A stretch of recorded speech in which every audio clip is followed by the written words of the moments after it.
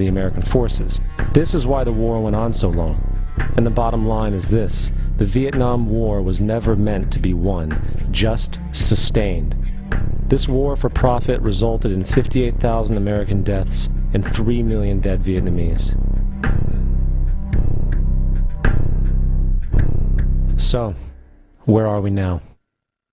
September 11th was the jumpstart for what is now an accelerated agenda by the ruthless elite. It was a staged war pretext no different than the sinking of the Lusitania, the provoking of Pearl Harbor, and the Gulf of Tonkin lie. In fact, if 9/11 wasn't a planned war pretext, it would be an exception to the rule. It has been used to launch 2 unprovoked illegal wars, one against Iraq and one against Afghanistan. However, 9/11 was a pretext for another war as well, the war against you.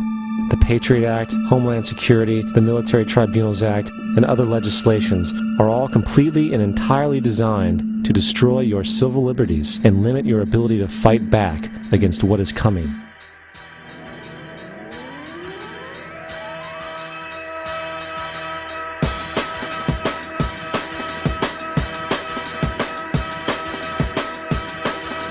September 11th, September 11th, September 11th, September 11th, September 11th, September 11th, September 11th, September 11th, September 11th, September 11th, September 11th, September 11th, September 11th, September 11th, September the 11th, September the 11th. evil killers, Taliban, Al-Qaeda, Osama bin Laden. War and danger. Weapons of mass destruction. Terror, terror. terror, Terrorism, terrorism, terrorism, terrorism, terrorism, terrorism, terrorism, terrorism, terrorism, terrorism, terrorism, terrorism, terrorism, terrorism, terrorism, global terrorism, global terrorism, world terrorism, global terrorism, global terrorism, global terrorism, global terrorism, the terrorists, terrorists, terrorists, terrorists, terrorists, terrorists, terrorists, terrorists, terrorist, terrorist, terrorist, terrorist, terrorists, terrorists, terrorists, terrorists, terrorists, terrorists, the evil terrorists. Terrorism. The words are hypnotically repeated. Terrorism, terrorist, terrorist threat, and of course, believed to be linked to Al-Qaeda. But it's the so-called war on terrorism that's in our faces practically 24/7 as the inescapable focus of our existence. One day, our grandchildren will look back on this time and ask, how was the war on terror won? The entire U.S. ruling class, ruling elite, comes to see terrorism as the preferred means, indeed the only means, to provide social cohesion, to provide an enemy image for the society to keep it together. According to neocon theory from Carl Schmitt, you have to have an enemy image in order to have a society. It's a very dangerous thing, because now it means that the entire social order, the political parties, intellectual life, politics in general, all based on a monstrous myth. Monstrous myth. So there was no network? No. No. Probably not. We invented it. Invention's too strong a term. I think we projected it. We projected our own worst fears, and that what we see is a fantasy that's being created. Al-Qaeda is a global network with global reach. to target a deadly web of terror. The idea, which is critical to the FBI's prosecution, that bin Laden ran a coherent organisation with operatives and cells all around the world, of which you could be a member, is a myth. There is no Al-Qaeda organisation. There is no international network with a leader, with cadres who will unquestioningly obey orders, with tentacles that stretch out to sleeper cells in America, in Africa, in Europe. That idea of a coherent, structured terrorist network with an organised capability simply does not exist.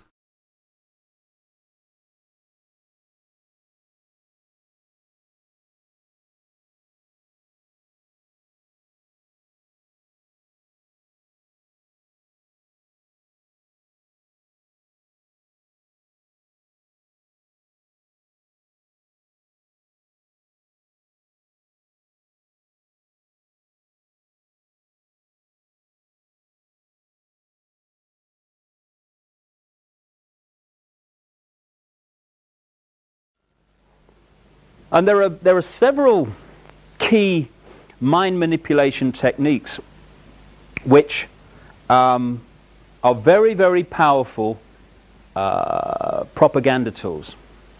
The most effective and the most powerful, and it's used on us all the time, is something I call problem, reaction, solution.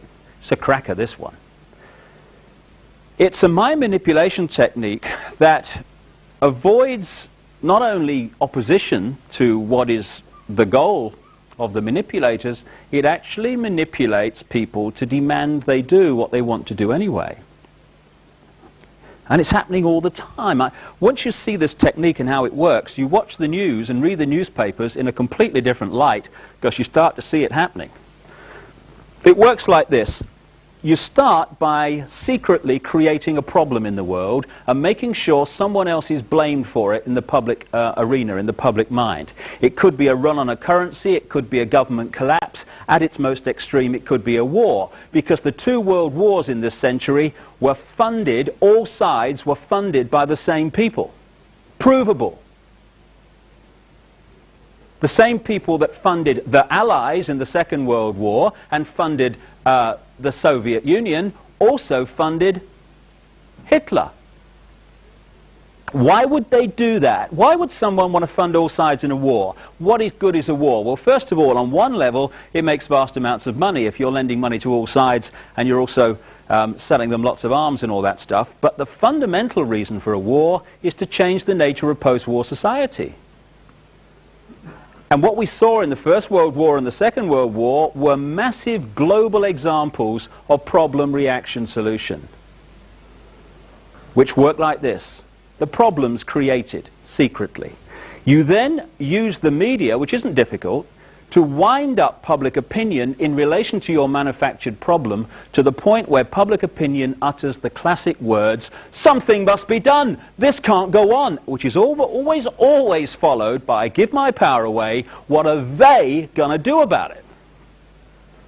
And at that point, those who created the problem and got someone else to be blamed for it wound up that public reaction, then openly in the public arena, in the parliaments of the world, in the newspapers and on the television, offer the solutions to the problems they have created.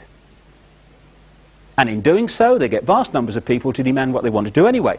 For instance, if you want more cameras in the streets, crikey, they're going up all over the place in Britain. If you want more cameras in the streets, you want a more armed police force, you want more authoritarian laws, greater erosions of freedom, and you want the public to demand you do it, then get the public frightened of crime. Either let society break down so there is more crime, or emphasize crime to be worse than it really is in some areas. Get people frightened, and the first thing people do when they're in fear about something is they look for someone out there to protect them from what they're frightened of. So, get people frightened that they're going to be burgled, get people frightened they're going to be mugged in the street, and they'll demand you take the freedoms away. They'll demand cameras in the streets and more authoritarian laws. Yeah, there is a war on freedom. And we're being told over and over and over again that we need to support George Bush and we have to support the war in Iraq and we have to support this war on terror and we have to support all these laws that are coming by because, of course, they're all here to protect us. And yet when you look at things like the Patriot Act, this allows the FBI or any law enforcement agency to utilize what they call sneak and peek. They can go into your house when you're not home, and they can go through all of your stuff and without your ever knowing about it. How is this protecting your rights? That's just one example where we get to think we're free. You know, on the patriotic holidays, we all break out our flags and we wave them around and we sing patriotic songs like "I'm proud to be American," where I get to think I'm free.